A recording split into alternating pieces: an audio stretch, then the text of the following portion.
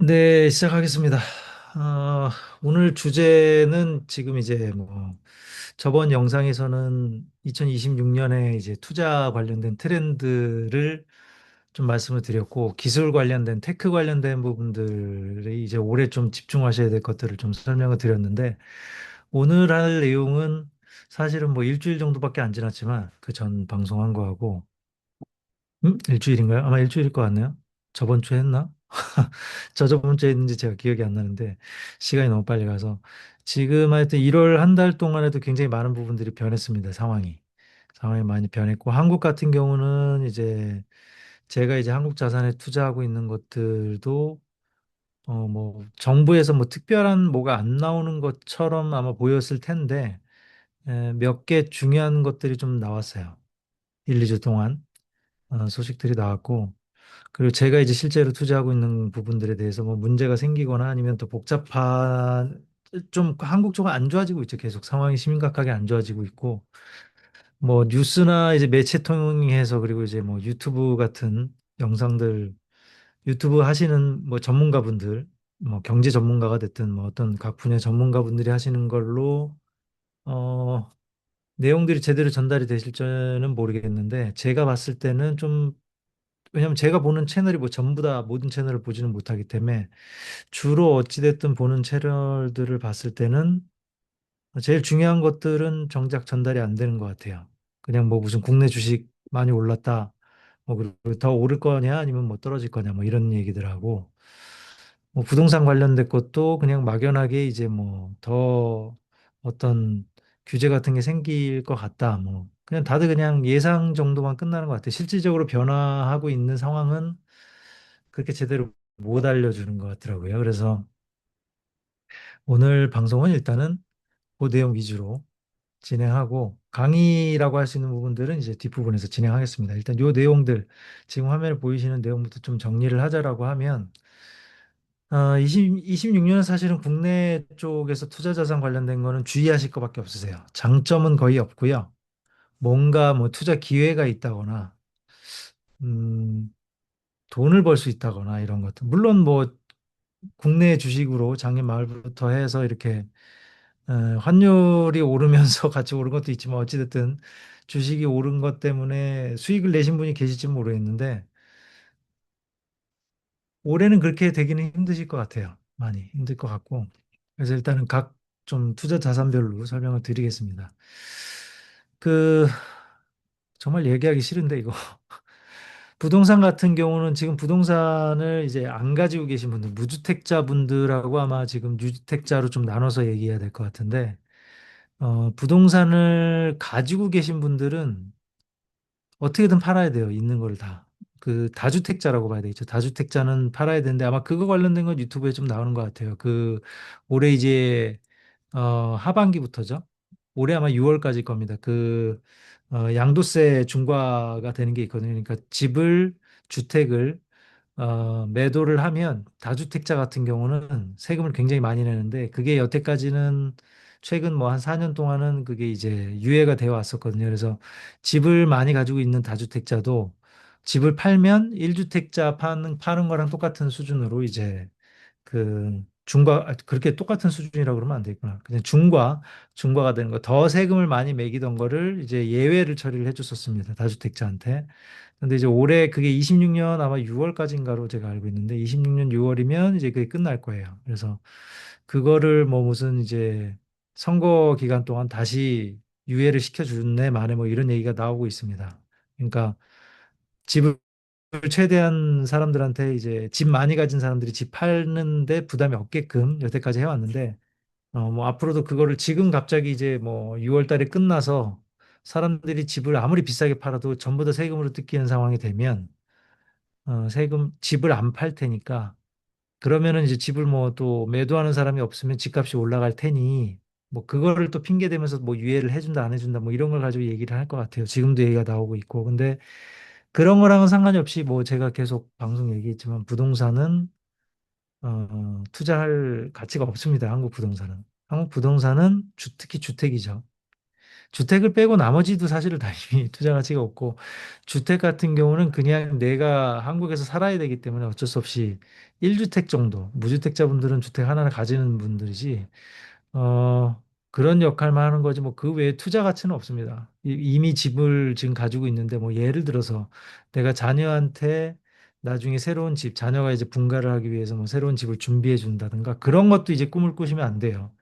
그냥 지금 살 1주택자, 주택자라고 하시면 본인이 지금 현재 살고 있는 집을 어떻게든 자녀한테 물려주는 것도 쉽지가 않을 텐데 나중에 하여튼 1주택을 유지하는 거 외에는 한국은 다른 방법이 없습니다. 그래서 뭐 일시적 이주택이라고 하는데 뭐 지금 주택이 있는데 내가 예를 들어서 자녀한테 집을 구해준다거나 이런 거 하는 게 이제 일시적 이주택에 해당이 될 수가 있는데 그런 것들도 다 지금 모든 게 부담이 돼 있어요. 그리고 다주택자는 뭐 마찬가지고 저처럼 집을 많이 가지고 있으면 버는 족족이 전부 다 세금을 뜯기기 때문에 버는 족족이 아니죠. 벌지도 못하지만 안 버는 상황에서 세금으로 다 내야 되기 때문에 절대로 집을 주택에 투자를 하시면 안 되는 거고 그 외에 이제 수익형 부동산들이 많이 있죠. 뭐 지식산업센터나 무슨 뭐 이것저것 많이 예전에 있었는데 그런 것들 다 싹 없어졌습니다.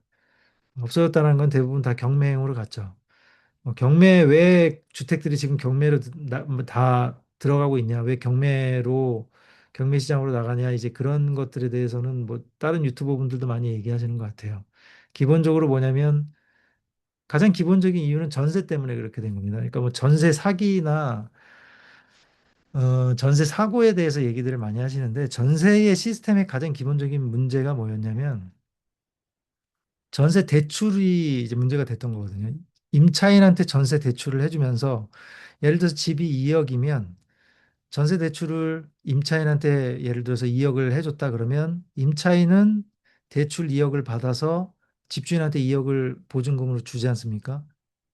그러면 집주인은 어쨌든 그 보증금 2억을 가지고 그걸로 원래 집을 살 때 썼던 금액을 대출을 다시 반환하기 위해서 은행에 다시 그 돈을 넣겠죠, 보증금을.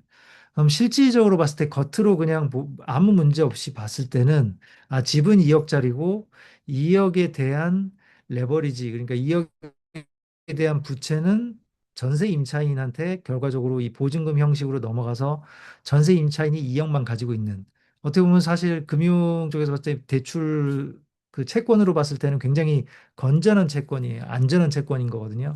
근데 이걸 이제 그 우리 공무원들이 어떻게 만들어 놓은 거냐면 국토부에서 그렇게 만든 거죠. 국토부에서 만든 게 어찌됐든 보증보험이라는 걸 만들면서 보증보험을 책임을 임대인한테 준 거예요. 그러니까 보증보험의 책임은 임대인에게 있습니다. 집을 가진 사람.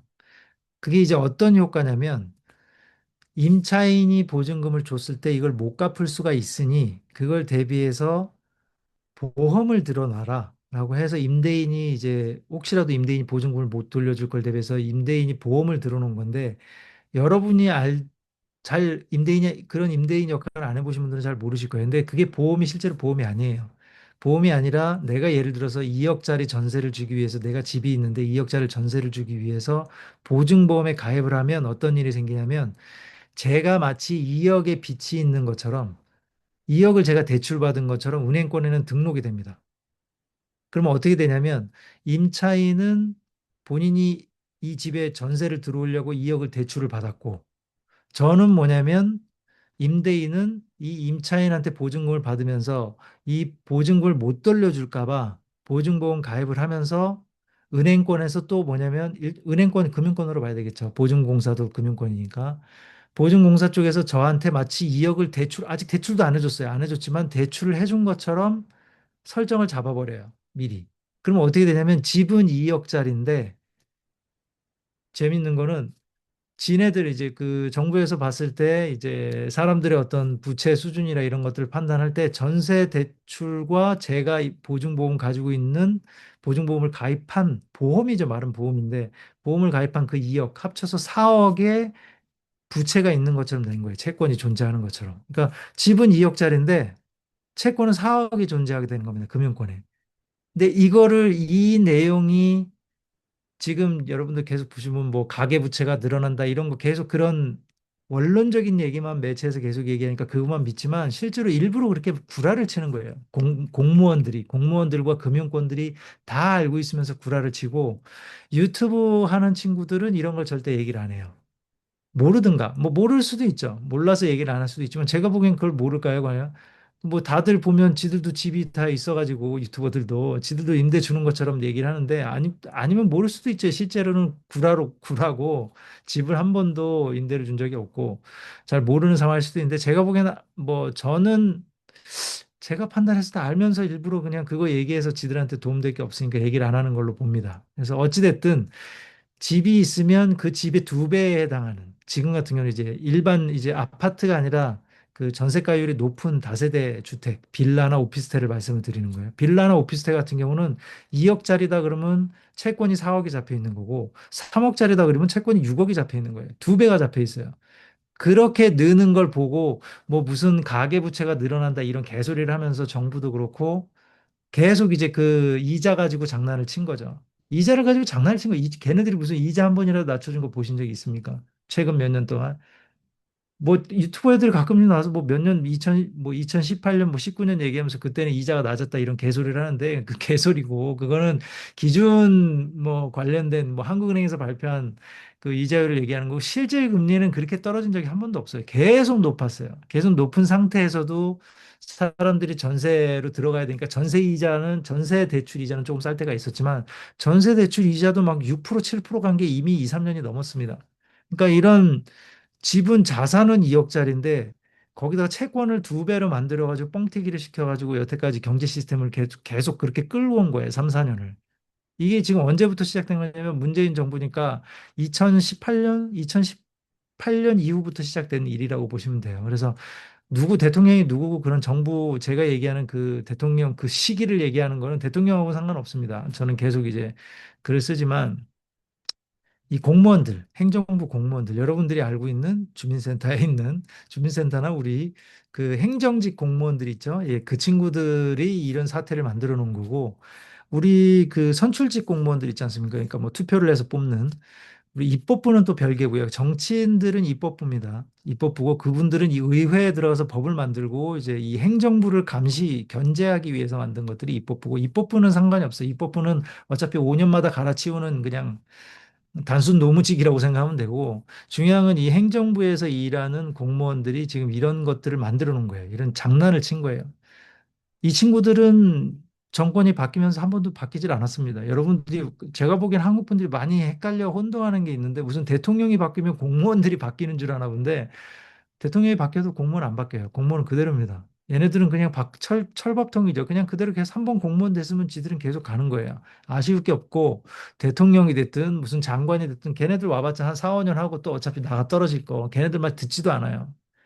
그래서 한국이 지금 이 모양 이 꼴이 된 거고 어찌됐든 그래서 부동산은 그 전세 시스템이라는 것 때문에 채권을 자산보다 두 배를 잡아놨는데 그걸 서로 얘기를 안 하죠. 얘기를 안 하면서 그냥 마치 모든 국민들이 그냥 대출을 생존을 하기 위해서 가계 대출을 많이 받아서 막 돈을 막 펑펑펑펑 쓰면서 그렇게 사는 것처럼 그렇게 시스템을 계속 만들어 놓고 그렇게 알리는 거예요. 근데 실제로 그게 아니면 다들 돈 없어가지고 죽겠는데 무슨 2억짜리 집에 어떻게 4억이 채권이 생깁니까? 그렇게 하면 안 되죠. 근데 어쨌든 그런 식으로 와서 경매로 가게 된 이유는 뭐냐면 당연히 전세 임차인이 나갈 때 되면 당연히 임대인이 돈을 돌려줘야 되지만 중요한 건 임대인은 보증금을 받은 걸 어찌됐든 대부분 은행에 보증금을 전세 보증금을 받아서 그 돈을 가지고 펑펑 쓰시거나 나가서 무슨 다른 데 투자하시는 분 거의 없으세요.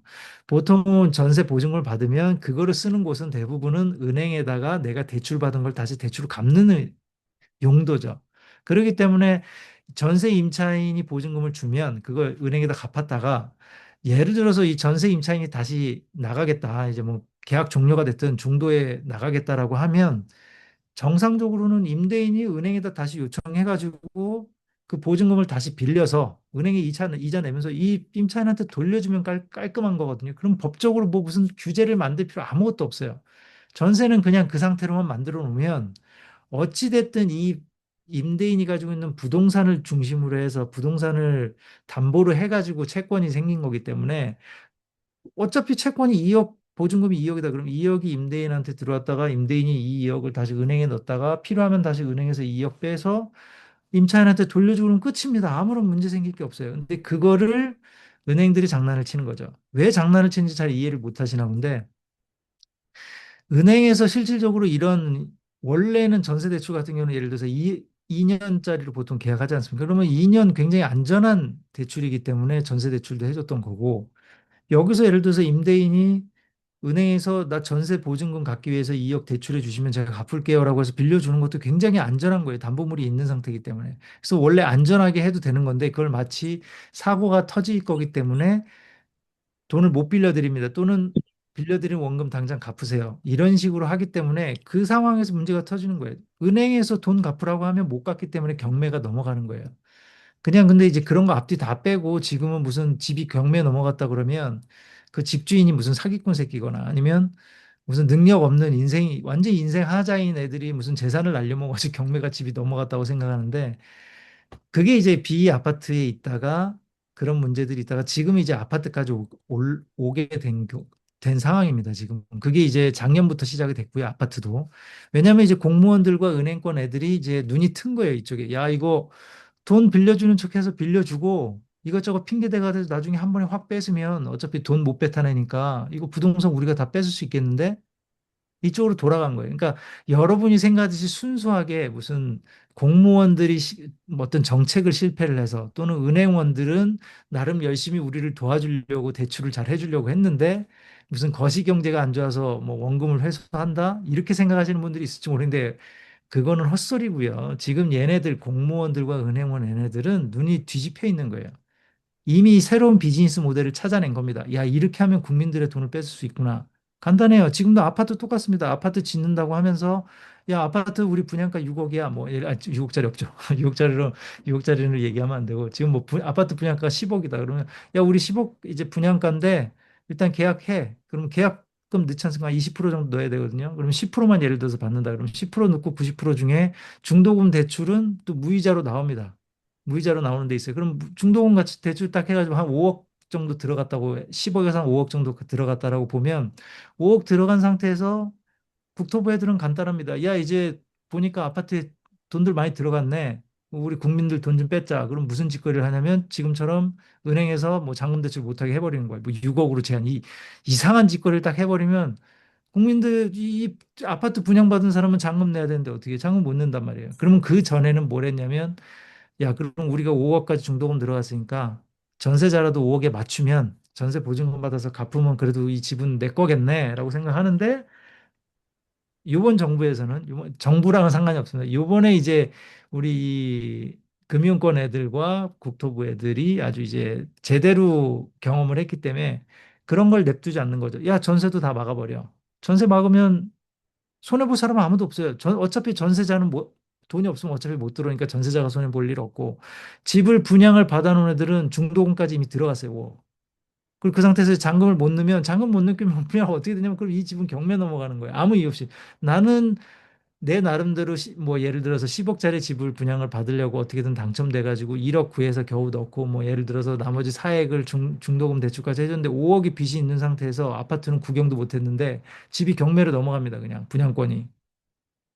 그럼 나는 이 5억이 날아가는 거예요. 그러면 경매가 넘어가서 이게 5억 뭐 무슨 심지어는 예를 들어서 완공까지도 안 됐다 그러면 얘는 그냥 5억이라는 빚이 생기고 집도 구경 못하고 그냥 전세서 날려먹고 끝나는 거예요. 이미 지금 그런 비즈니스 모델을 이 우리 공무원들 국토부 이하 공무원 놈들과 은행권 애들이 아주 지금 익숙한 이 상태를 만들어 놓고 지금 국민들을 다 날로 먹고 있는데 유튜브 하는 친구들 그런 거 얘기 안 하죠. 그냥 뭐 무슨 경제가 뭐 상황이 안 좋아지고 뭐 그래가지고 무슨 부동산 경기가 안 좋고 이런 개소리만 하는데 개소리고요. 일부러 다 그렇게 하고 있습니다. 일부러 하고 있기 때문에 그거를 조금이라도 눈치채시고 아시는 분들은 한국에서 야 부동산 사면 큰일 나겠구나. 그분들이 뭐 돈을 모을 줄 모르거나 아니면 돈이 많아서 그런 게 아니고 그분들이 딱 보더라도 야 한국에서 집을 샀다가는 말 그대로 인생 조지겠네 싶으니까 그냥 월세로 사는 거예요. 전세로 들어가면 이제 전세 보증금 뜯길까 봐 또 무서운 거고. 그거는 당연히 하지 마셔야 됐고. 그래서 단기 임대나 지금은 단기 임대나 월세가 늘고 있는 상황입니다. 그래서 부동산은 만약에 여러분들이 부동산 자산에 투자할 생각이시라면 갭 투자는 가능합니다. 여러분들이 돈 한 푼 들이실 필요 없이 그냥 집을 하나씩 본인 명의로 가지고 있고 그걸 어떻게 운용하시면 되냐면 본인 명의로 그냥 받는다는 얘기는 부채를 거기에 있는 채권을 같이 떠안는다는 의미예요. 집이 2억이면 거기에 2억짜리 채권이 같이 있는 겁니다. 집 가격하고 채권이 같이 있기 때문에 내가 그걸 그냥 내 명의로 공짜로 가져오는 거예요. 그게 이제 일종의 갭 투자고 보통은 공짜는 아닙니다. 보통 한 1, 2천만 원 정도 투자를 해야 돼요. 서울에 있는 지역에 갭 투자를 하려면. 그러면 그렇게 갭 투자로 물건을 가져서 가지고 있으면 어떻게 수익을 내는 거냐면 보여드린 이제 단기 임대차. 그러니까 계속 뭐 삼삼엠투나 이런 단기 임대를 내주는 플랫폼이 있습니다. 거기다 집 내놓고 계속 거기서 이제 거기 기존에 있던 채권은 본인이 짊어진 상태에서 거기 단기 임대로 계속 운용을 하시는 거예요. 운용을 하면 거기에 뭐 월세가 단돈 뭐 100만 원이라도 들어오기 때문에 뭐 1년 동안 예를 들어서 월세를 풀로 채웠다 그러면 적어도 1200이 들어오죠. 그럼 본인이 갭 투자했던 거는 어느 정도 뭐 취등록세하고 갭 투자했던 비용을 어느 정도 뽑을 수가 있습니다. 그러니까 그렇게 하는 동안 이 집은 채권을 못 갚을 거기 때문에 안 갚거나 안 갚든 못 갚든 이 집은 이제 경매로 넘어가게 될 거예요. 그러면 재밌는 건 뭐냐면 아까도 말씀드렸지만 집들이 전부 다 경매로 다 뛰어나오고 있기 때문에 경매를 내보내도 낙찰 자체가 안 돼요. 경매가가 그만큼 낮아져야 되는데 지금 채권이 있는 집이기 때문에 이 채권 이하로는 집이 낙찰이 되지가 않습니다. 그렇게 하려면 본인들이 선순위를 포기를 해야 돼요. 본인들이 뭐 손실을 보면서 경매 가격이 떨어져야 되기 때문에 근데 보통 그러려면 한 3, 4년은 걸려요. 그러니까 3, 4년 동안은 단기 임대를 운영을 할 수 있는 거죠. 그래서 그렇게 3, 4년 동안 단기 임대를 운영하면서 그냥 조금씩 조금씩 몇 백씩 이렇게 받아가지고 수익을 내고 그 집은 나중에 경매로 넘어가고 끝. 그런 정도의 어떤 지금 그런 걸 많이 하시는 분들이 있습니다. 그런 정도의 뭐 투자 정도 외에는 부동산은 경매도 하시면 안 돼요. 본인이 뭐 예를 들어서 나는 무주택자인데 집을 싸게 사고 싶어. 항상 유튜브에서 얘기하는 게 뭐 주식이든 부동산이든 싸게 사야 돼. 그러니까 경매로 집을 싸게 사고 싶어라고 생각하시는데 여러분들이 싸게 사봤자 소용이 없는 게 싸도 경매도 똑같습니다. 대출이 안 돼요. 아무것도 모르는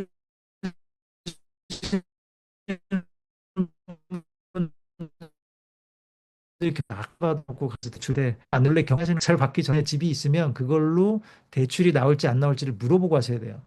물어보고 낙찰해서 경매를 해서 참 입찰을 해가지고 낙찰을 받아야죠. 그 두 가지 과정을 다 겪어야 되기 때문에 굉장히 고생도 많이 해야 되지만 경매를 해서 손쉽게 무슨 싼 집을 구해가지고 낙찰을 받는데 이런 거는 꿈도 꾸지 마십시오.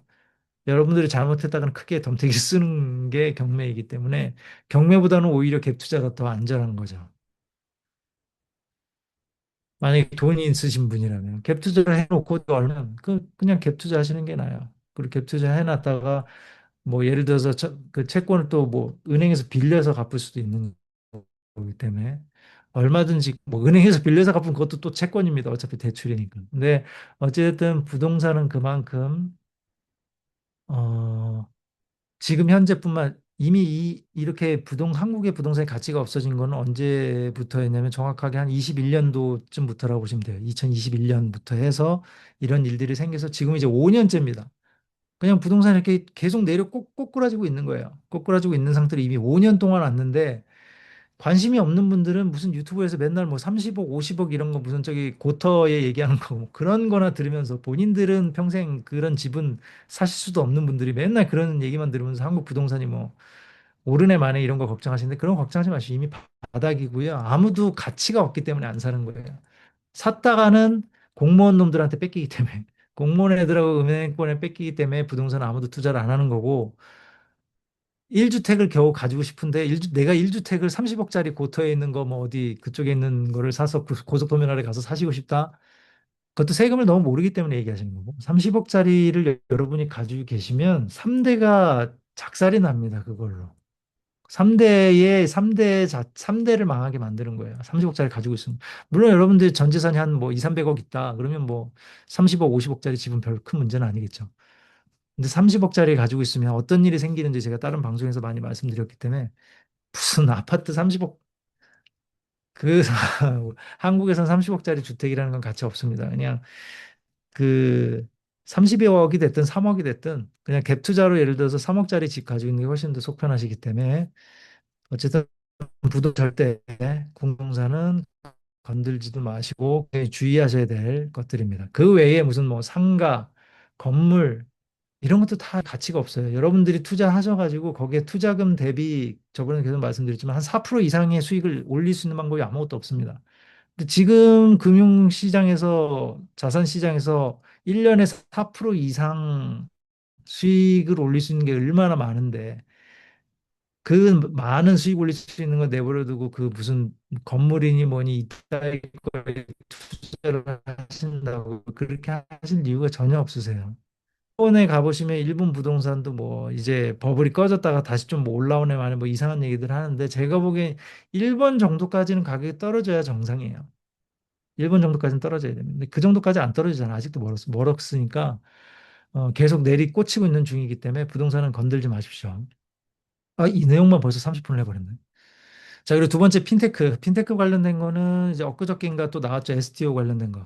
STO는 뭐냐면 이제 그 실물, 이제 증권 조각 투자라고 해서 어떤 실물이나 뭐 예를 들어서 부동산이라던가 건물이나 무슨 미술품이나 이런 거를 조각으로 나눠서 투자를 해가지고 그에 대한 투자 수익을 이제 배당 같은 걸 받을 수 있게끔 하는 이제 토큰 증권법이라고 해가지고 뭐 또 뭐 통과가 됐다고 그러더라고요. 그래서 좀 찾아봤는데 개소리입니다. 항상 얘기해 드리지만 한국에서 금융권에서 하는 애들은 기본적으로 이게 많이 딸려요. 많이 딸리기 때문에 얘네들이 해놓은 거 아무 쓸모가 없어요. 그러니까 그런 뭐 한국 애들이 정부 애들이 됐든 금융권 애들이 됐든 뭐 한다 그러면 여러분들이 봤을 때 걔네들이 돈을 버니까 무슨 뭐 머리가 좋다고 생각할 수도 있는데 그냥 걔네들은 사기치고 남들 뒤통수 쳐먹는 거 외에는 특별한 게 없어. 능력도 없고 머리도 없기 때문에 차라리 어디 뭐 폰지 사기라도 치려면 제대로 속이기라도 하든 제대로 속이지도 않아요. 다 허술하게 만들어가지고 지금 뭐 무슨 토큰 증권법이라고 만들어 놓은 거 법안도 보면 딱 걔네들 지능 수준에 맞게끔 만들어놨어요. 아예 쓸모가 없습니다. 만들어만은 소용이 없기 때문에 이런 핀테크 관련된 거에 대해서는 그 뭐 지금 금융권에서 계속 뭐 금융 상품들 뭐 여러 가지 계속 나올 텐데 올해 특히 더 많이 나올 거예요. 왜냐하면 돈을 빨아들여야 되거든요, 지금. 다들 돈이 없기 때문에. 근데 이제 국내에서 원화로 된 상품에는 투자를 하지 마십시오. 원화는 무조건 하지 마시고 뭐 어떤 이따 질문 있으시면 질문 주세요. 뭐 상품 본인이 뭐 좀 관심 있는 상품 있다 그러면 제가 봐드릴 테니까. 근데 한국으로 된 거는 한국 원화로 된 상품은 투자하지 마시고 무조건 원화가 생기면 계속 말씀드리지만 원화가 생기면 달러로 항상 자 달러 이게 제일 중요한 겁니다. 이거 달러로 매수해 두십시오. 뭐 엔화도 아니고 이민폐도 아니고 달러로 잘 매수해 두십시오. 그리고 이제 그 안전자산 뭐 찾으신다고 실물금 찾으시는 분들인데 한국에서 실물금을 거래를 해보시면 아시겠지만 부가세가 붙습니다. 한국이라는 데서 그런 걸 하시면 한국은 여러분들 그 계속 관치주의입니다. 공무원들이 옛날부터 우리 그 아시죠? 한양에 가서 우리가 관직을 얻으려고 한양에 가서 우리가 과거 시험을 받지 않습니까? 옛날 얘기들까지 들으면 좀 그런데 한국은 그런 과거 시험을 봐서 관직에 오르지 않으면 먹고 살 수가 없는 나라였어요. 원래 옛날부터 지금도 그렇고 더더욱 그렇게 되고 있습니다. 공무원들이 우리 이제 한번 뭐 이렇게 우리 인공지능이나 이런 걸로 바뀌어야 되는데 한국에선 그런 일은 안 일어날 거고요. 여러분들이 국민들이 다 뒤져나가더라도 공무원들은 살아있을 거기 때문에 한국은 절대로 그렇게 바뀌질 않아요. 그러니까 이런 것들 뭐 금을 모으고 뭐 이런 거 하지 마십시오. 그런 거 하지 마시고 유일하게 달러밖에 없으니까 달러 자산 잘 매수하시고 계시고요. 자, 벌써 30분을 썼으니 오늘 원래 이 주의점은 간단하게 해야 되는데 자, 그러면 이제 투자 관련된 강의, 실제로 이건 강의 내용이 아니라 제가 이제 어떻게 보면 그냥 공지 내용이었습니다. 공지. 그냥 공지 내용이었고 강의로 빨리 진행하죠. 예. 시간이 얼마 안 남았으니까 질문 좀 받아야 되는데 좀 들어오신 분들이 있나요? 아, 몇 분 들어오셨군요. 더. 항상 들어오시는 분들이 또 들어오셨나요? 네. 하여튼 계속 진행하겠습니다. 그 투자 뭐 국내 주식하고 이제 해외 주식 제가 일부러 구분 안 했습니다. 왜냐하면 국내 주식으로 뭐 저희 이번에 국장으로 돈 많이 벌었어요. 이런 개소리 하시는 분들이 워낙 많으셔가지고 죄송하지만 그 국장으로 돈 벌 거를 워낙 달러 제가 달러 사라고 할 때 달러 샀다가 팔았다가 달러 사고 팔고만 했어도 그 정도 수익 이상은 내셨어요. 근데 이제 어찌됐든 뭐 그런 환율 투자는 아무나 하시는 게 아니기 때문에 뭐 국장으로 잘 따셨으면 운이 좋으신 거니까. 국장이나 뭐 미장이나 제가 뭐 가리지 않고 정확하게 좀 이제 양쪽 다 사용할 수 있는 방식을 좀 설명을 드리려고 합니다. 주식 투자 관련돼서 이제 제가 지금 쇼츠도 만들어가지고 계속 올리고 있고 예전에 강의했던 내용들 이제 해서 좀 보러 오시는 분들이 더 많이 있으시더라고요, 전보다는. 그래서 이제 기본적인 내용인데, 기본적인 내용인데 이걸 정확하게 인지를 못하고 어렴풋이 다들 알고 자꾸 투자를 하시는 것 같아요. 그래서 참고로 제가 이제 작년 기준으로 제 수익률 이제 결산한 거는 저 같은 경우는 78% 정도 됐습니다. 작년 수익률이. 78% 정도 자산, 뭐 두 배까지는 안 늘었고, 하여튼 78% 정도 늘어났고요. 저희 배우자 같은 경우는 대략 120% 정도 됩니다. 저보다 훨씬 더 잘했죠. 근데 성향으로 봤을 때는 저 같은 경우는 이제 거의 흔히 여기서 이제 이따가 장기 투자에 대해서 설명드리겠지만 장기 투자 방식에 가까운 방식이고 저희 배우자 같은 경우는 이제 자동으로 이제 저희 준호로 돌리고 딱 정해진 원칙에 의해서 거래하고 때로는 단타도 치고 하셔가지고 된 게 이제 이 정도 수익률입니다. 원금 이상을 번 거죠. 원금이라 그러면 그렇죠. 이제 투자 금액 대비 이제 거의 어찌됐든 지금 자산이 더 두 배 가까이 늘어난 겁니다. 음, 두 배 이상 늘어났죠. 저는 두 배 가까이. 그래서 지금 이제 그 투자 주식을 뭐 국내 주식으로는 그 이상 뭐 버신 분도 있으실 것 같아요. 잘 타이밍 맞추셨으면. 근데 주식을 타이밍으로 하시는 건 아니고요. 주식을 타이밍으로 할 수는 없고 왜냐면은 이제 그 계속 말씀드렸지만 우리가 이제 그 주식 차트를 보거나 할 때는 차트에 대한 내용은 우리가 과거의 흐름을 볼 때 보시는 겁니다. 흐름, 어떤 뭐 거시경제나 이런 상황과 이 회사의 주식이 이때 어떻게 움직였는지 그런 어떤 분석적인 요소 때문에 이제 우리가 그 뭐 차트들을 보면서 얘기를 하지 무슨 양봉이니까 뭐 언제 되고 뭐 언제쯤이 뭐 다시 이제 뭐 상승장이 오고 뭐 무슨 뭐 지금 뭐 눌림목이 어쩌고저쩌고 이런 이런 걸로 해가지고 미래 예측을 해서 주식은 예측으로 하는 게 아니에요. 예측으로 하시는 게 아니고 주식은 분명하게 뭐냐면 그 내가 관심 있는 주식에 관심이 있다라는 그 단어가 제일 중요해요. 내가 관심이 있는 그 기업이 있으면 이 기업의 지금 가치가 여기서 얘기하는 저가인지 가격이 지금 현재 낮은 건지 고가인지에 대해서 감각이 생깁니다. 그러니까 그거를 무슨 퍼 보고 무슨 이제 각종 지수들을 보고 판단하시는 분들도 있는데 그거보다는 뭘 보시는 게 제일 좋냐면 그 감각을 보셔야 돼요. 왜냐하면 주식 자체를 사람들이 뭐 예를 들어서 모든 전 세계 사람들이 퀀트나 아니면 자동화된 어떤 툴을 이용해 가지고 투자를 하는 게 아니거든요. 그렇기 때문에 전 세계에 있는 정보의 격차가 굉장히 다양한 그 전 세계 수많은 거래자들이 모여서 거래를 하는 거기 때문에 정보 자체가 편차들이 굉장히 심해요. 그러니까 그런 편차가 어떤 사람들은 뭐 예를 들어서 뭐 AMD다 그러면 AMD에 대해서 정보를 잘 알고 있는 사람도 있고 모르는 사람도 있고 AMD에 아예 관심 없는 사람들도 있고 별의별 사람들이 다 모여서 AMD를 거래를 하는 거기 때문에 그런 상황에서 본인이 어떤 게 저가이고 어떤 게 고가인지에 대해서는 다른 사람이 얘기를 들어서 판단할 수가 없어요, 절대.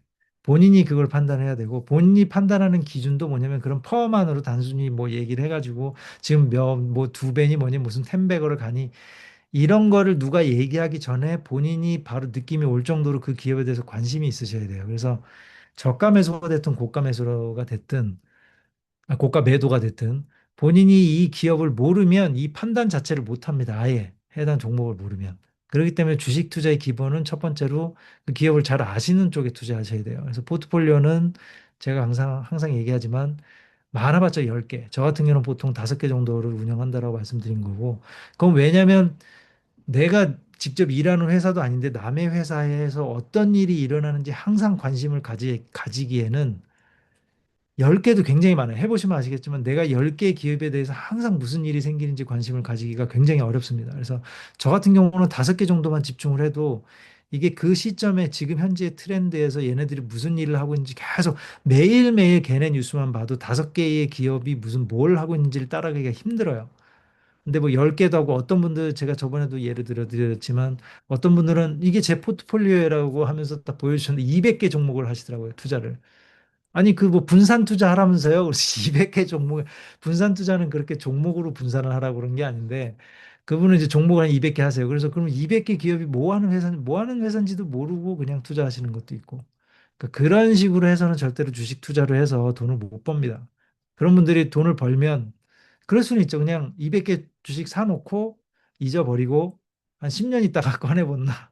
뭐 그렇게 하면 몇 개는 상장 폐지돼 있고 뭐 이렇게 될 텐데, 하여튼 그렇게 하시면 안 되고, 본인이 관심을 가질 수 있는, 좋아하는 기업이 됐든 관심이 가는 기업이 됐든, 그게 이제 제일 첫 번째 관심을 가질 수 있는 기업이 먼저, 그 다음에 가격에 대해서 저가인지 고가인지를 확인을 해야 돼요. 근데 저가인지 고가인지를 확인을 할 수 있는 방법은 하나뿐입니다. 뭐냐면 직접 투자를 해놓고 내가 한 투자한 가격에서 가격이 어떻게 흐름이 있는지를 보시면 돼요.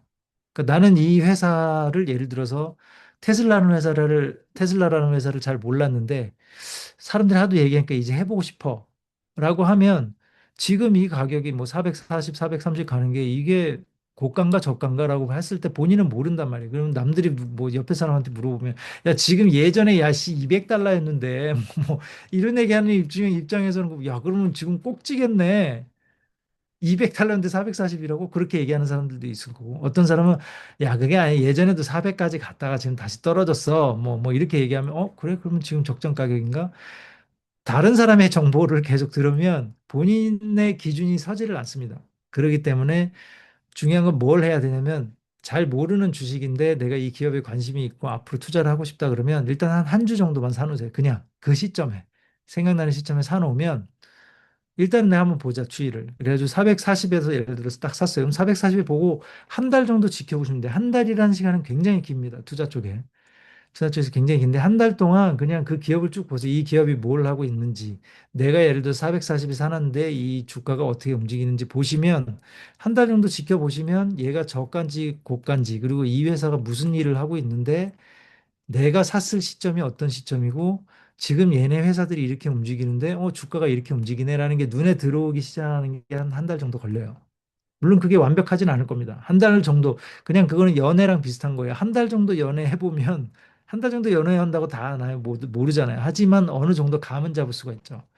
얘랑 같이 사귀면 큰일 나겠는데 뭐 이런 것들을 감을 잡을 수 있는 정도의 시간이기 때문에, 기업도 똑같습니다. 한 달 정도 그 기업에 관심 가지려면, 근데 주식을 안 사고, 예를 들어서 한 주라도 안 사고 하시면, 직접 그렇게 해보시면 아시겠지만 감각이 없어요.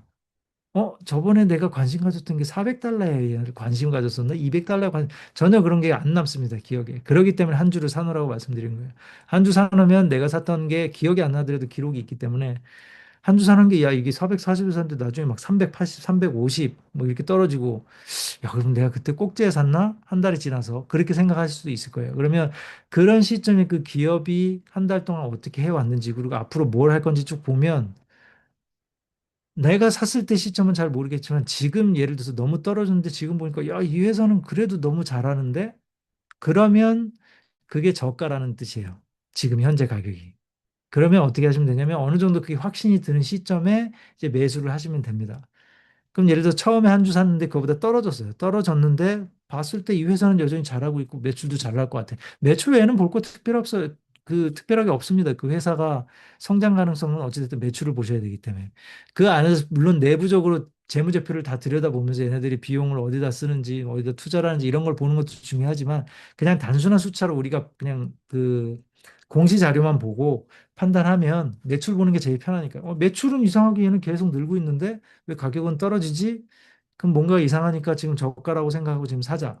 그럼 그런 기준을 본인이 저가, 그리고 이제 내가 산 가격에서 오르고 있는 시점에서, 야, 이 정도 올랐으면 더 이상 올라가는 건 좀 이상한데 지금 시점에, 그러면 그게 고가라고 판단하고 매도를 하고, 그런 식으로 해서 주식을 투자를 하시면 돼요. 그게 저가고 고가인 거지. 본인이 이런 기준이 없이 뭐, 야, 지금이 발목이야. 뭐 정수리니까 팔아야 돼. 발목이니까 사야 돼. 아니면, 야, 정수리에 파는 게 쉽지가 않아. 그러니까 어깨쯤에 팔자. 그럼 지금이 어깨인가요?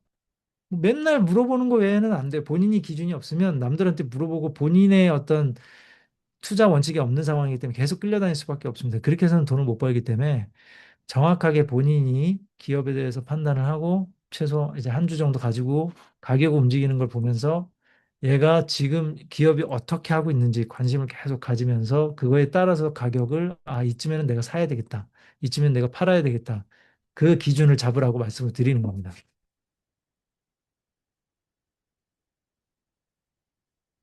그러면 이제 장기 투자 같은 경우는 뭐냐면 장기 투자를 뭐 무슨 주식을 사놓고 무조건 잊어버려라 뭐 이렇게 얘기하실 수도 있는데 물론 뭐 그런 것도 좋은 방법이 될 수도 있죠. 근데 그거보다는 더 수익률이 높은 장기 투자가 되려면 제가 말씀드리는 이제 제가 계속 주장하는 장기 투자는 우리가 장기가 아니라 데이 트레이드 같은 경우는 하루에도 뭐 초단타도 있지만 어쨌든 매일매일 트레이딩 사고팔고를 매일매일 하시는 거를 단기 이제 우리가 단타를 친다라고 표현하지 않습니까? 그래서 데이 트레이드라고 하는데 그 데이 트레이드가 아닌 거를 장기 투자라고 그냥 정의를 하기에는 너무 광범위해요. 그래서 저는 장기 투자라는 정의를 어떻게 드리냐면 내가 어떻게 됐든 이 회사가 망하지 않을 거라는 걸 알고 이 회사의 주식을 계속 유지하는 거를 장기 투자라고 봅니다. 그래서 장기 투자라는 거는 이 주식을 다 팔아버리는 게 아니에요. 내가 사긴 샀지만 사서 내가 예를 들어 수익이 어느 정도 나서 팔긴 팔았지만 다 팔지를 않는 겁니다. 계속 가지고 있는 거예요. 계속 가지고 있고 다시 떨어지면 더 사고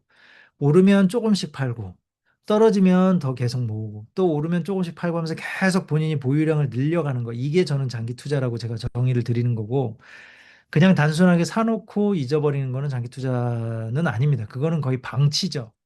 그거는 방치라고 봐야 되는 거고 장기 투자는 적어도 관심은 계속 가지고 있지만 관심 가지고 있고 주로 이제 모으는 용도지. 계속 내가 저축처럼 모으다가 올라가면 올라갈 때 적당히 팔 줄 아는 그런 것들이 이제 장기 투자라고 보시면 돼요. 그래서 데이 트레이드는 사실 데이 트레이드를 또 무조건 나쁘게 볼 필요는 없습니다. 왜냐하면 어떤 주식들은 변동성이 너무 강해서 하루에 바로 수익이 나는 경우들도 있어요. 그러면 하루에 수익이 난데 야 이건 내가 장기 투자를 해야 되는데 하루에 수익이 나니까 이거 갑자기 올라 버렸으니까 이거 팔지 말고 더 기다려야 되는 거 아니야? 뭐 이렇게 생각할 수도 있기 때문에 데이 트레이드를 단순하게 하루에 사고 판다라는 걸로 데이 트레이드라고 생각하시면 안 되고 데이 트레이드는 본인의 그것도 마음가짐입니다. 본인이 원칙을 정해놓고 오늘은 나는 단타를 칠 거야, 데이 트레이드를 칠 거야라고 딱 하면 데이 트레이드를 할 때는 뭘 하셔야 되냐면 내가 장기 투자하는 양을 내버려 두고 그렇다고 해서 전혀 관심 없는 거를 가지고 주식은 하지 마세요. 제발 부탁이니까. 데이 트레이드를 단타를 치더라도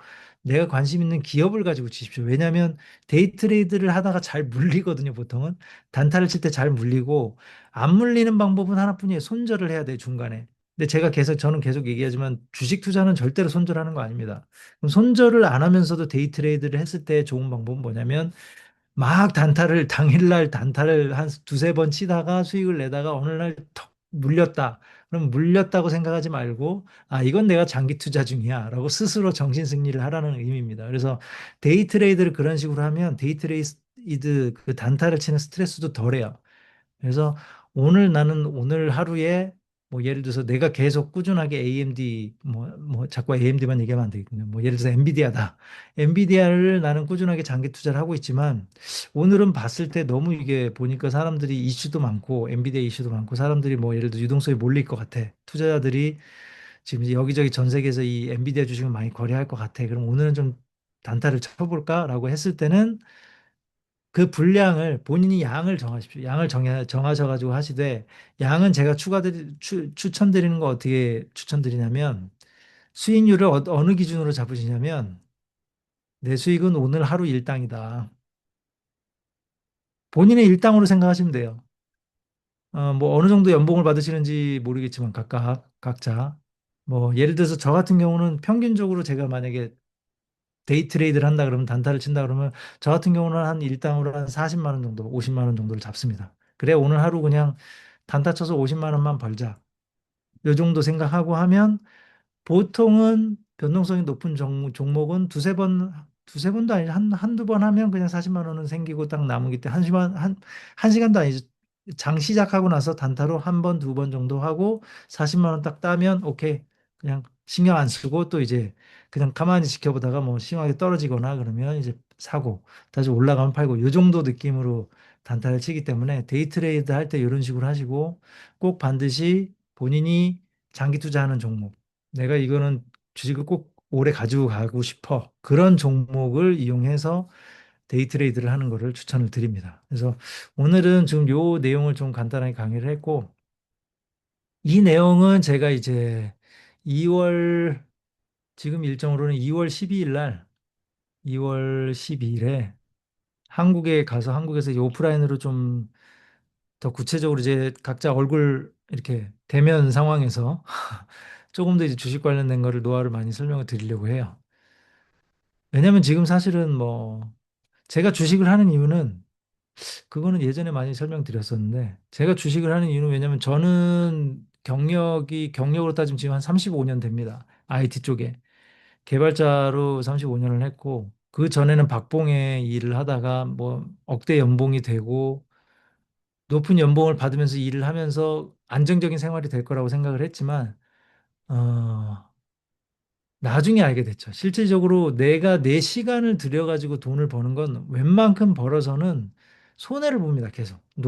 내가 노동을 통해서 돈을 버는 거는 굉장히 큰 손해를 보고 있는 거고, 실질적으로 시간을 최대한 투입을 안 하면서, 우리가 뭐 패시브 인컴이라고 나중에 요즘에는 얘기하던데, 시간을 투입을 안 하면서 나오는 수익이 제일 중요한 거거든요. 그래서 그게 사실은 연봉 몇 억 받는 것보다 내가 시간을 투입을 안 하고 알아서 시간이 지나면 돈이 되는 그런 것들을 하는 게 훨씬 더 도움이 될 정도로 그런 부분들을 굉장히 많이 찾죠. 일반적으로 다들 많이 찾으실 겁니다. 유튜브에서 그런 컨텐츠들도 많이 보실 거고 뭘 이걸 해놓으면 패시브 인컴이 생겨 뭐 이런 얘기들 많이 하는데 제가 보기엔 그 우리 흔히 얘기하는 불로소득 저는 사실 부동산 투자한 것도 그런 불로소득을 저한테 줄 거라고 생각해서 샀어요. 집을 많이 샀는데 전혀 불로소득이 안 되더라고요. 뭐 무슨 이것저것 수리해주고 사람 관리하고 임차인 관리하고 진짜 노동입니다. 노동인데, 부동산도 노동인데, 제일 이런 이제 패시브 인컴에 가까운 내 시간을 최소한 들이면서 수익을 내는 건 주식밖에 없더라고요. 그래서 제가 주식을 시작했던 거고,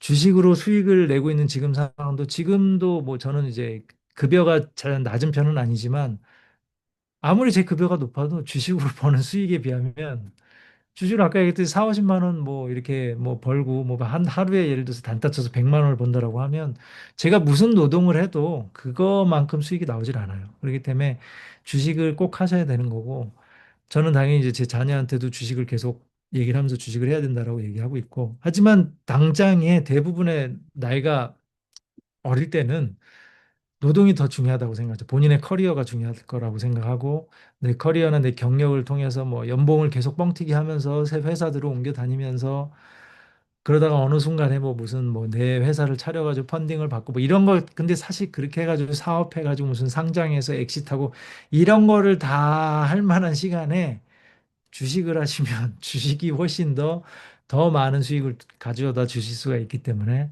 주식을 하라고 계속 말씀드린 겁니다. 그래서 이 관련된 내용들을 2월 12일에 한국에서 직접 이제 강의 진행하면서 또 진행할 거고요. 오늘은 무료 강의로 예, 여기까지 설명을 드리면 될 것 같습니다. 시간이 거의 이제 1시간 잘 채웠네요. 어, 오늘 내용은 역시 이제 유튜브에도 올려놓을 거고요. 지금 뭐 시간 조금 남았으니까 편하게 질문 주실 거 있으시면 저희가 질의응답 시간 가지면 몇 분 안 계셔서 그런지 자꾸 질문들 안 하시더라고요. 여기 이제 박석주님 질문해 놓으신 거 제가 봤습니다. 실거주용으로만 사라는 말씀이시죠? 네, 맞습니다. 부동산 투자는 실거주용 하나뿐입니다. 하나. 실거주용이라 예를 들어서 내가 자녀가 3명 있다고 그래서 집을 3개 사시면 안 돼요. 큰일 납니다.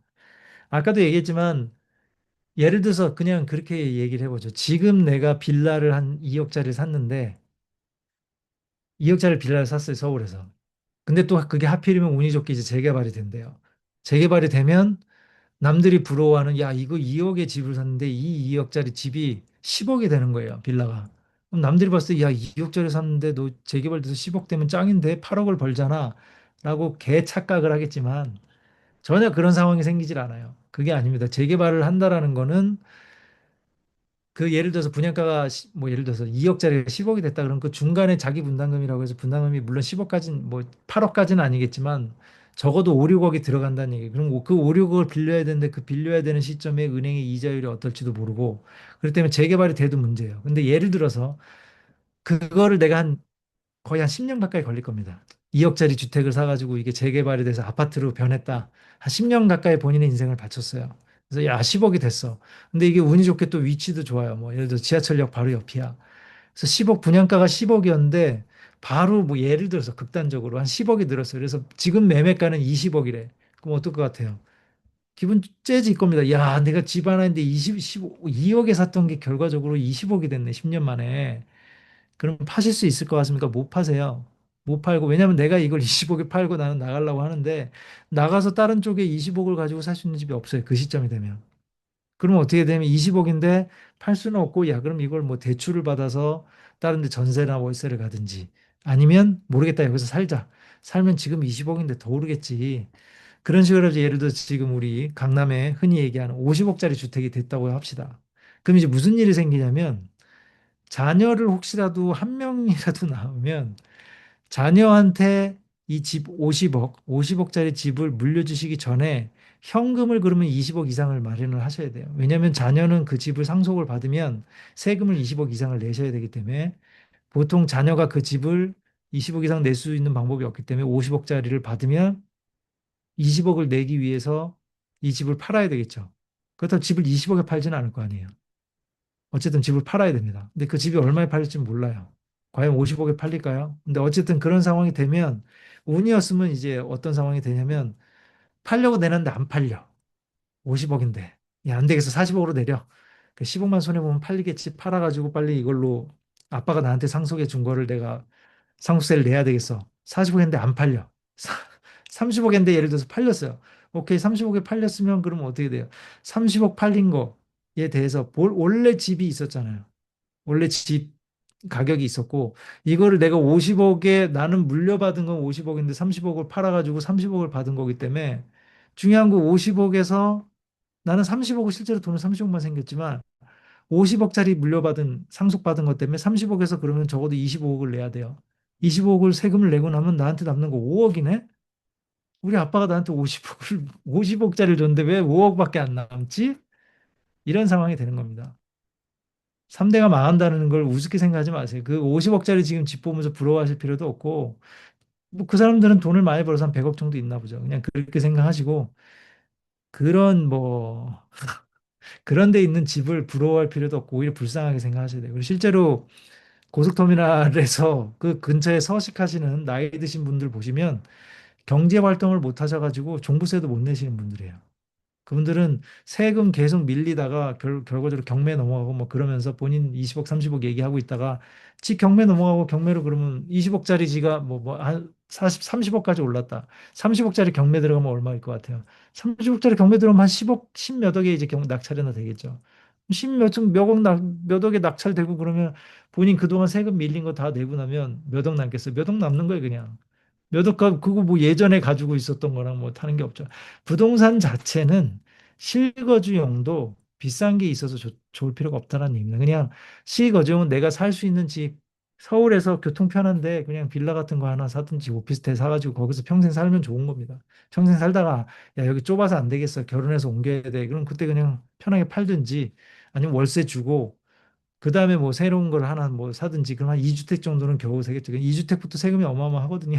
근데 그 세금을 버티면서라도 2주택을 하든지 아니면 하나를 어떻게든 팔든지 한국은 이미 그렇게 돼 있습니다. 부동산이. 그래서 실거주용으로 사시던가 아니면 투자용으로 하실 거면 아까 설명드린 거는 이제 갭 투자로 하시라. 그 말씀을 드린 거고.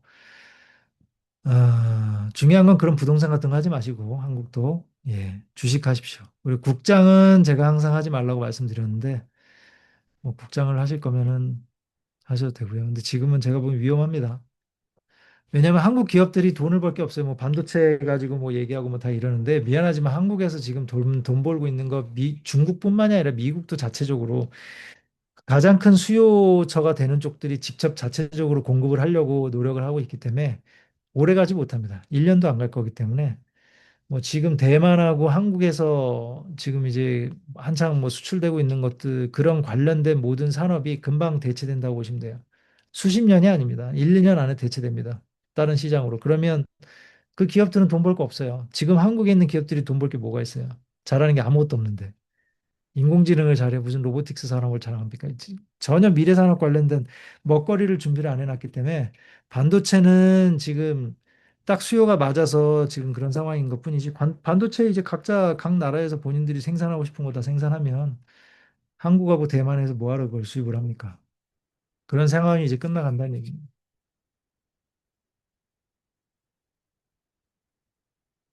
네, 막석주님, 브랜드님은 근로소득보다 주식 수익이 훨씬 많으신 것 같은데 일은 왜 계속 하시나요? 이제 그 나이가 들어보시면 아실 텐데 놀 수는 없으니까요. 놀 수는 없고 주식 투자를 저는 단타를 치는 게 아니기 때문에 전문 투자자라고 하더라도 뭐 주식 시장을 하루 종일 보고 있는 게 아니라 대부분 시간이 남습니다. 시간이 남고 저는 원래 이쪽 제가 IT 쪽 일을 하는 게 제 취미하고 저한테 제 성향에 맞는 거죠. 개발이 왜냐면 혼자 하는 일이고 그리고 특히 지금은 이제 AI 덕분에 아예 다른 뭐 협력을 할 만한 파트너 이런 게 거의 필요 없어요. 혼자 다 할 수가 있습니다. 마케팅만 지금 현재는 마케팅만 빼놓고는 개발은 1인 개발로 뭐 제가 로보틱스부터 해서 무슨 심지어 뭐 좀 극단적으로 얘기하자면 인공위성도 혼자서 만들 수가 있는 상황이기 때문에 굳이 제가 뭐 다른 사람하고 협력할 필요가 없으니까 스트레스가 없어요. 그러니까 해도 일을 한다는 느낌이 아니죠. 그렇기 때문에 저는 그냥 편하게 이것저것 해주고 주로 하지만 오퍼는 많이 받고 있죠. 왜냐면 제가 제 취미로 일을 했는데 그게 돈을 한 푼도 못 벌면 속상하잖아요. 그래서 그거보다는 다른 분들이 뭐 이렇게 중국에 지금 현재 중국에서는 그 이제 IT 관련된 거, 그 로보틱스 관련된 게 많습니다. 외주 업무들이. 그래서 그런 쪽에 잠깐 가서 단기로 한두 달 정도 그쪽에 이제 해결 못하는 것들 문제들 해결해 주고 금액은 많지가 않죠. 기껏해야 뭐 한 건 처리해 주고 한 한국 돈으로 하면 한 1,000만 원 정도 받을 테니까 외주로 따지면은 뭐 그렇게 큰 금액이 아니기 때문에 한 뭐 1,000만 원 정도 받아가지고 그냥 뭐 사탕 사 먹는 예, 용돈 쓰고 용돈도 뭐 돈도 쓸 데도 없습니다 사실.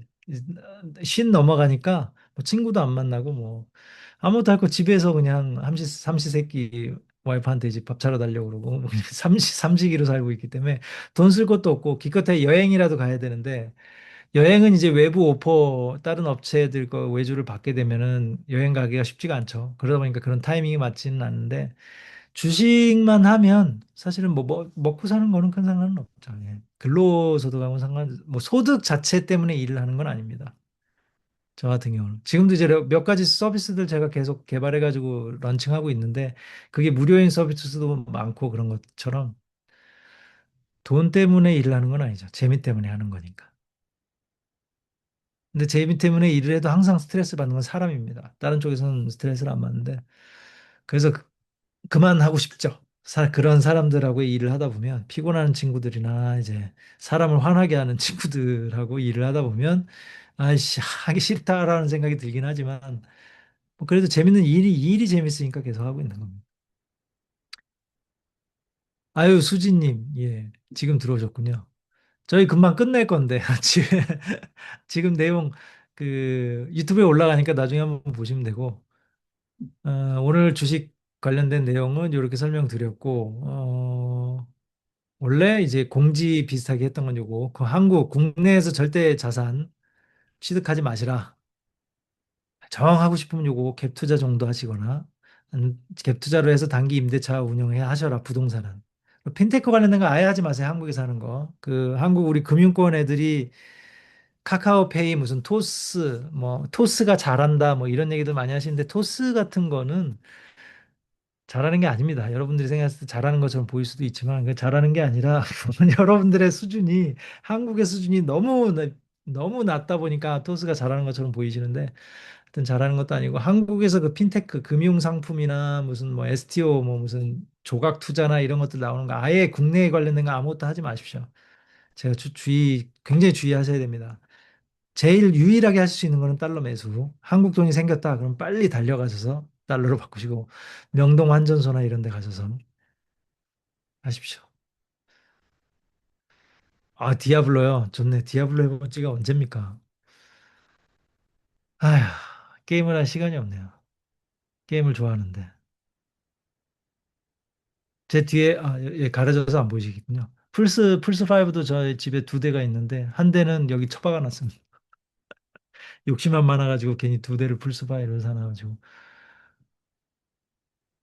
그쵸. 토스도 증권사 국제표준으로 뭐 API 국제 표준도 아니고 API는 이제 뭐 IT 회사는 API 만드는 거, 뭐 지금 MCP도 다 만들어서 제공하는 정도인데 그것도 다 AI 쓰면 됩니다. 인공지능. 지금 이제 한국투자증권 같은 경우는 오히려 지들이 이제 AI 써가지고 다 API 바꿨나 보더라고요. 그래서 그 파이썬으로 된 샘플부터 해가지고 손쉽게 이제 지금 클로드 코드나 이쪽에서 다 할 수 있어가지고 다행히 그걸 해가지고 우리 준호 주식노예에 붙였는데 다른 쪽은 API들이 여전히 형편없습니다. 한투도 여전히 형편없고요. 한투를 좀 모르시는 분들은 뭐라고 그러시는데 한투에서 한국 주식을 저희 준호를 통해서 한국 주식에 투자를 못하는 이유는 저는 당연히 하게 해주고 싶은데 한투 한투 API가 어떻게 되냐면 해외 주식을 할 때는 비밀번호가 필요 없어요. 그 API 키를 이용하면 그냥 거래를 할 수가 있거든요. 근데 한국투자증권의 API를 이용해서 한국 주식을 투자하려면 매번 주식 거래할 때마다 비밀번호를 써야 돼요. 증권 주식 거래 비밀번호 있잖아요. 비밀번호 그 예민한 거거든요. 그 비밀번호를 API로 매번 보내야 돼요. 그걸 승인을. 그런 미친 짓을 해놨단 말이에요. 그러니까 그런 한국의 그런 기업들의 수준이 상상 이상으로 형편없기 때문에 뭐 토스 그렇기 때문에 토스 같은 친구들도 보면 야 얘네 잘한다 뭐 그런 얘기를 할 수 있죠. 토스는 잘하는 게 아니라 토스가 원래 생겨난 시점에 저도 이제 그때 페이먼트 사업을 하려고 했었던 거기 때문에 걔네들이 하는 습성을 잘 알고 있습니다. 얘네들은 그냥 토스 애들은 뭐라는 거냐면 모든 것들을 금융권에 먼저 물어봐야 돼요. 토스는 여러분이 생각하듯이 금융회사가 아닙니다. 토스는 은행권, 쉽게 얘기해서 은행권이 은행이 다 물어봐야 돼요. 왜냐하면 은행이 가지고 있는 권한이 얘네한테 없기 때문에 라이센스가 은행에 물어봐서 저희 이 사업 해도 돼요? 물어보고 은행에서 하라고 그러면 하는 겁니다. 은행에서 야 너 그거 하지 마. 야 씨, 니네가 뭔데 무슨 증권사 뭐 니네 야 증권 하지 마. 니네 못해. 니네 증권 계좌 안 열어줄 거야. 이래버리면 끝이에요. 근데 토스는 하루 한 시간은 그냥 없어져 버립니다. 한국이라는 나라가 그런 나라이기 때문에 지금 왜 토스 같은 다른 기업이 안 생길까요? 다른 스타트업이. 다른 스타트업이 기술이 없어서 토스처럼 못하는 게 아니에요. 토스는 걔네들을 잘 빨아준 거고, 금융권 가서 계속 빨고, 걔 누구야, 우리 대표 그 친구가 예전부터도 그 금융권, 제가 예전에도 한번 얘기했지만, 세틀뱅크라는 곳하고 이제 쿠콘이라는 두 곳 있는데, 두 곳이 이제 독점적으로 카르텔이죠, 카르텔. 독점이라고 얘기할 수 없고 카르텔입니다.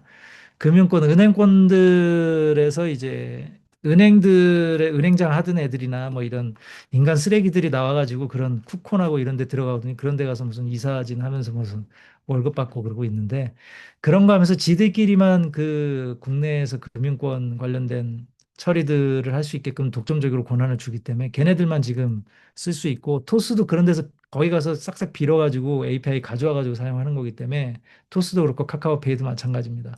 얘네들이 그냥 어느 순간 여전히 저거 API 닫아버리고 닫으면 그냥 그날 문 닫아야 돼요. 걔네들은 라이센스가 없습니다. 토스든 카카오페이든. 라이센스가 아니라 단지 그 라이센스에 있는 두 회사로부터 권한을 받아서 쓰고 있는 거기 때문에. 그러니까 그런 구체적인 내용을 모르시는 분들 입장에서는 뭐 잘한다고 볼 수 있는데 한번 좀 의심을 해보셔야 돼요. 왜 한국의 카카오페이나 토스 이외에는 다른 게 없지? 이상하지 않나요? 그럼요. 아무 의미도 없습니다. 토스는 토스랑 뭐랑.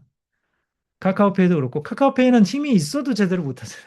그거 뭐 그거는 그나마 지들이 하는 QR페이라도 제대로 해야지. 그거 하나도 못하잖아요, 제대로. 그냥 실력도 없고 능력도 없고 힘도 없고 다 없는 애들이고 수준이 너무 약하기 때문에 그럼 뭐 얘네들이 뭐 외국에 해외 나가서 뭐 한다 그러면 웃기죠. 웃깁니다. 니네들이 야 니네 나와바리에서도 아무것도 못하는 애들이 무슨 뭐 베트남에 가고 어디 동남아 가서 니들이 뭘 한다고? 웃긴 겁니다. 그거는. 하여튼 뭐 그런 이유 때문에 한국에 있는 대부분의 기업들이 우리 공무원들 덕에 아무것도 못하게 돼 있습니다. 이 나라를 이렇게 만든 거는 전적으로 공무원들이 그렇게 만든 거고 지금 제 세대 저도 포함이 되겠죠. 한 70년부터 봅시다. 70년 이후 70이라고 그러면 안 되겠다. 80이죠. 80 이전 세대, 80 이전 세대들 때문에 나라가 망한 겁니다, 기본적으로. 망했어요. 망해가는 게 아니에요. 한국은 이미. 한국이 이미 망한 나라인지를 잘 모르시는데, 외부에서 봤을 때 망한 나라입니다, 이미. 무슨 뭐 케이팝하고 무슨 한국 뭐 화장품하고 케이푸드 이런 거 가지고 사람들이 열광하니까 한국이 정상이라고 생각하시는 것 같은데 전혀 정상이 아닙니다. 주의하시고 원화 개쓰레기니까 달러 잘 가지고 계십시오. 제가 투자한 종목이 상장 폐지된 적이 있으신가요? 라고 물어보셨는데, 저는 종목을 선정을 할 때 계속 말씀드리지만, 남들이 다 아는 종목만 투자합니다. 물론 저도 제가 남들이 아는 종목 중에 제가 더 잘 안다고, 제가 조금 더 정보력이 높거나 조금 더 인사이트가 있다고 생각하는 기업에 투자를 하죠. 그렇기 때문에 상장 폐지가 된 적은 없죠. 한 번도. 없습니다. 예를 들어서 뭐 트위터 같은 경우다 그러면 트위터에 애초에 저는 트위터 자체에 이런 SNS는 수익을 올릴 수 있는 그 매출 구조가 뻔하기 때문에 SNS에는 투자를 안 하죠. 예를 들어서 페이스북 같은 애들. 저는 페이스북은 한 번도 투자를 안 했습니다. 그게 뭐 페이스북이 형편없는 회사다라는 의미가 아니라 제 입장에서는 별로 메리트가 없어요. 왜냐하면 기업이라는 건 성장 가능성이 있어야 되거든요. 성장 가능성이 뭐 페이스북이 형성 가능성이 뭐가 있겠습니까? 지금 인공지능하고 뭐 이런 거 인공지능은 지금 잘한 것 같고 그나마 중간에 이제 HMD 제가 제일 싫어하는 게 HMD거든요. 왜냐하면 제가 이제 VR 관련된 사업도 오래전에 했었기 때문에 HMD 서비스의 기본적인 단점을 이해를 하면 그 사업을 하면 안 되는데 그거를 이제 페이스북이 해서 애플도 그거 했죠. 애플이랑 페이스북이랑 한 거 둘 다 망하고 있잖아요. 그러니까 그런 망한 사업들을 하면서 제대로 된 거 못하는 페이스북 같은 거는 이제 저는 투자를 안 했죠. 트위터도 마찬가지였고 뭐 무슨 상장 폐지 될 만한 건 애초에 저는 하질 않는 것 같아요. 제가 잘나서 그런 게 아니라 대부분의 사람들이 제가 판단하는 거는 뭐냐면 대부분의 사람들이 관심 있는 것 중에 선택을 하기 때문에 저는 제가 워렌 버핏이 아닌 걸 뻔히 알기 때문에 아무도 모르는 종목을 내가 발굴한다 그런 거는 개소리고요. 그런 거 그게 무슨 제가 워렌 버핏 정도의 재산이 있으면 그렇게 하겠죠. 야, 다른 사람들 그래. 투자 안 한 거 한번 거기에 좀 얼마 넣어가지고 뭐 텐백원은커녕 무슨 몇백 배로 한번 뻥튀기 시켜 이런 건 할 수는 있겠지만 물론 딸랑 가지고 있는 거 몇십억 가지고 무슨 종목을 몇십억 가지고 지금 수익 잘 내고 있는 거 투자를 해도 그걸로도 충분히 돈 버는데 무슨 쓸데없이 위험을 무릅쓰고 그런 새로운 종목을 뭐 발굴해가지고 투자하고 이런 거는 그런 건 안 합니다. 저는 다 알고 있는 모든 분들이 알고 있는 주식만 투자를 합니다. 제가 했던 가장 큰 모험이라면 저희 배우자가 했던 그 우리 이제 ETF 우리 배당주 월 배당 주는 거 이런 거 그거는 배우자가 투자를 할 때도 그냥 보고 있었는데 야 봐도 이거는 괜찮네 해가지고 나중에 따라서 이제 투자했던 그 정도가 제가 봤을 때는 조금 약간 리스크 있는 투자라고 보이고요. 커버드 콜이죠. 커버드 콜 ETF 이런 거. 물론 손실을 보진 않았습니다. 계속 수익 보고 있는데 그건 왠지 계속 불안하죠. 커버드 콜 사람들 계속 커버드 콜 욕하잖아요. 욕하면서. 근데 제가 보기엔 욕할 이유는 없어요.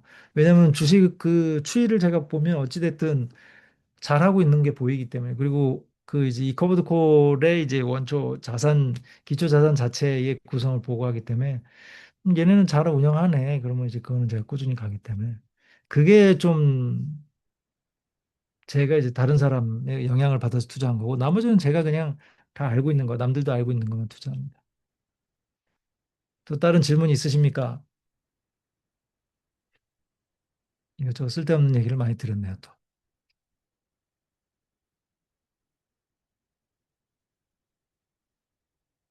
아, 그럼 뭐 네. 네, 지금도 커버드 콜은 계속합니다. 아, 매도해버리셨어요 또. 아니 원금만큼 받으셨으면 계속 놔두시면 계속 받으시는데 왜 중간에 매도를 하실 이유가 따로 있으셨나요? 저는 계속 가지고 있습니다. 일단은 제가 투자했던 금액 이상으로 이제 배당금이 아직은 안 들어왔고 제가 투자한 원금이죠. 투자한 원금만큼 제가 보여주려고 하는 거예요. 다들 그 커버드 콜 ETF 얘기하면은 무슨 뭐 원금을 깎아서 준다니 그럼 니네들 말하는 대로 원금을 깎아서 주는 게 커버드 콜이라고 하면 그렇게 단순하게 정의를 하면 그럼 네 얘기대로 하면 네 원금이 0원이 되면 그다음부터는 배당이 안 나와야지 정상하냐? 라고 이제 저는 얘기를 하거든요. 근데 지들도 계산해 보면 알 거예요. 1,000만 원 했는데 1,000만 원만큼 배당 나오면 더 이상 배당이 안 나와야지. 근데 1,000만 원 이상 계속 배당이 나오잖아요. 나는 1,000만 원치 샀고 원금이 계속 1,000만 원에서 900만 원, 800만 원 이렇게 떨어지면 걔네들 얘기는 그 떨어지는 만큼 배당을 준다. 뭐 이런 개소리를 하는데 그런 식의 계산식이면 그럼 원금이 0원이 어느 시점에 0원이 되고 0원이 되면 배당금이 더 안 나와야 되는데 근데 배당금 계속 나오는데 이제 그런 거를 제가 보여주려고 저는 계속 가지고 있습니다. 괜찮아요. 제가 보기엔 커버드 콜. 한국에서 하는 거는 제가 보기엔 한국에서 하는 건 뭐 무슨 걔네들이 뭐 이름을 따로 붙였던데 한국에서 커버드 콜 상품을 ETF를 낸 걸 거기다 뭐 무슨 커버드 콜이라고 하던데 아 이름 까먹었다. 뭐 신한 뭐 이런 애들 나와서 뭐 깝죽대던데 뭐 개소리를 하더만 뭐 양쪽에 무슨 뭐 리스크를 커버드 콜을 매수를 하고 아니 커버드 콜 상품 구성이 원래 기초 자산도 같이 투자를 하면서 뭐 이렇게 해가지고 뭐 무슨 가격이 올랐을 때 뭘 어쩌죠. 원래 커버드 콜이랑 크게 다를 게 없는데 내가 보기엔 지들이 오히려 그걸로 더 스스로 리스크를 해칭을 하려고 뭔가 이상한 짓을 하는 것처럼 보이던데 하여튼 뭐 그렇게 하면서 대신 뭐 안정적인 뭐 배당률을 준다느니 뭐 이런 얘기 하는 게 한국에서 만든 게 있더라고요. 지가 개발했다고 그러더라고요. 무슨 커버드 콜이라고 그러는데 이름 까먹었습니다. 하여튼 제가 유튜브에 나와서 뭐 얘기하던데 하여튼 저는 커버드 콜 제가 항상 얘기했던 그거 테슬리. 저는 테슬리 하고 있고 커브드 콜이 테슬리로 재미를 계속 보고 있기 때문에 지금은 이제 계속 이제 원금 가까 아직은 원금 확보를 원금이라 자꾸 얘기하면 좀 그런데 하여튼 원금은 원금대로 당연히 있는 거고 근데 이론상으로 이렇게 떨어졌다고 지들 얘기하는 원금이 계속 떨어지고 있다라고 하면 지금 아직 다 뭐 원금이 떨어질 만큼의 그러니까 배당으로 받아서 원금이 복구되는 정도 제가 1억을 투자했으면 1억만큼을 배당을 받는 정도까지는 아직 안 됐기 때문에 그거는 보고 있고요. 그거하고 나머지 한 두 종목 커버드 콜을 더 추가를 하긴 했습니다. 그것도 지금 보고 있는데 재밌더라고요. 그러니까 TSLI만 할 때는 얘가 이제 딱 보면 제가 보기에는 어찌됐든 테슬라가 움직일 때 거의 같이 움직여주니까 상승할 때 그 정도까지는 못 쫓아가지만 어쨌든 같이 상승을 하니까 괜찮다 싶었는데 다른 커버드 콜 상품 중에 하나는 얘는 재밌는 게 계속 배당을 주는데도 배당락 자체가 아예 없더라고요. 배당락이 없어요, 신기하게. 배당도 잘 주고.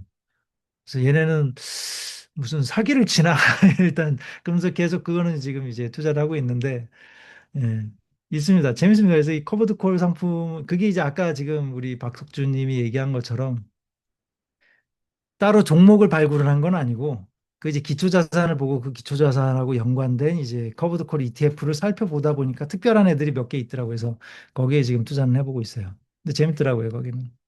배당금은 전체 1년에서 한 20%가 안 돼요. 배당 수익이. 한 20% 정도인데 중요한 거는 물론 이제 TSLY는 막 무슨 뭐 50%막 이렇게 배당률로만 봤을 때는 굉장히 높은데 하여튼 얘네는 20% 정도임에도 불구하고 배당락이 거의 없으니까 그러면은 괜찮은 거죠. 굉장히. 그래서 계속 꾸준히 그거는 투자를 하고 있습니다.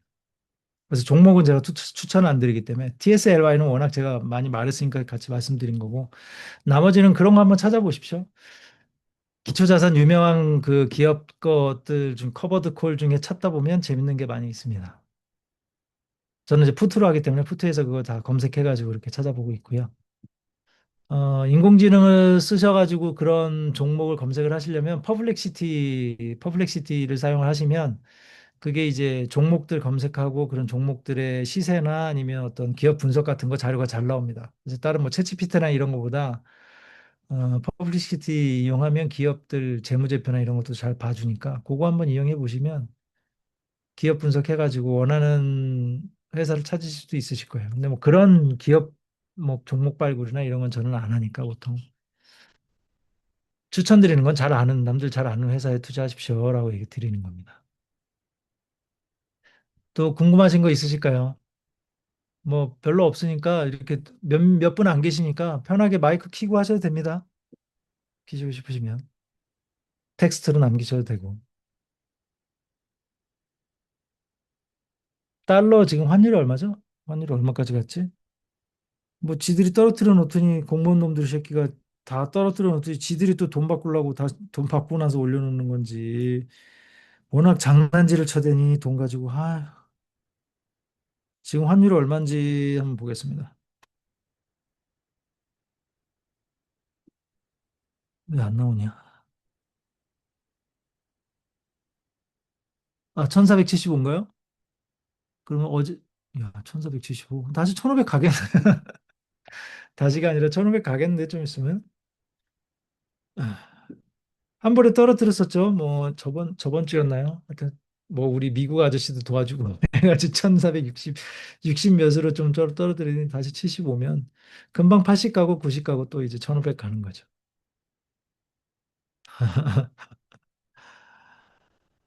그렇죠. 지금은 오히려 저 환율로 단타 치면 환율, 환율로도 수익이 괜찮습니다. 쏠쏠하게 나옵니다. 그거 쓰시면 좋아요. 보니까 토스 애들이 그거 잘 해놨더라고요. 토스의 환전, 그게 뭐였지? 외화 계좌인가? 아주 골 때리게 만들어지 외화로 출금은 안 되는데 그 계좌 안에서 외화를 사고 팔고는 되니까 그냥 무슨 뭐 슬롯 머신 단타로 환율로 장난치라고 만들어 놓은 건지 모르겠는데 토스 안에서 그렇게 쌀 때 원화로 쌀 때 이제 달러 바꿔놨다가 달러 비쌌을 때 거기서 팔고 그것만 해가지고 계속 돈 늘리셔도 됩니다. 수수료가 없거든요, 또. 대신 달러로 뺄 수는 없어요. 달러를 살 수는 있는데 달러를 뺄 수는 없고 그 안에서 계속 그 장난 칠 수 있습니다. 찰 수 있으니까 그거 하시면은 괜찮을 것 같아요. 다른 거 질문 있으십니까? 질문 없으시면 한국은 지금 10시 반이겠네요. 네, 오늘 것 유튜브에 올라갈 겁니다. 유튜브에 계속 올리고 있고 지금 제가 해보니까 제가 뭐 1시간을 하든 2시간을 하든 해서 이거를 쇼츠로 만드는 게 낫겠더라고요. 쇼츠를 만들어서 지금 이렇게 쇼츠로 올리고 있는데 쇼츠 만드니까 제가 워낙 그 영상 하나에 이것저것 하는 얘기가 많으니까 쇼츠로 자르면 컨텐츠가 많이 나오더라고요. 그래서 쇼츠로 잘라서도 올리고 있고 원래 영상도 올리고 있고 그렇게 합니다. 이것도 올릴 겁니다. 근데 보통 1시간짜리 올리면 못 보세요. 10분밖에. 그 유튜브 스튜디오에서 이렇게 보면 사람들이 이렇게 그 영상 보는 시간대 보면 10분에서 다 거의 끝나더라고요. 그렇다고 10분 영상을 할 수는 없기 때문에 그냥 1시간이든 2시간이든 영상 해가지고 올려놓고 쇼츠로 잘라서 다 올리고 있습니다. 하나씩. 뭐 특별히 질문사항이 또 있으신가요? 질문사항 없으시면 그러면 끝낼까요, 저희? 우리 수지님 온지 얼마 안 됐는데 토요일이라 원래 일요일 날 또 하다가 토요일 날 해서 네네 편하게 그렇게 봐주십시오. 자, 그러면 또 내일 또 일요일 쉬시고 하셔야 되니까 오늘은 그럼 이쯤 마치겠습니다. 그리고 저희 이것저것 서비스하고 막 하고 있는데 그런 거를 뭐 여기다가 유튜브 강의하는데 올릴 수도 없고 하여튼 저희 서비스 새로 올린 것도 있으니까 그런 것도 자주 봐주시고요. 네, 고생 많으셨습니다. 그럼 이렇게 오늘 강의는 끝내도록 하겠습니다. 2월 12일 날 뭐 서울에서 뵈실 분이 계시면 그때 또 공지를 드리겠습니다. 수고하셨습니다. 네, 감사합니다. 수고하셨습니다. 네, 감사합니다.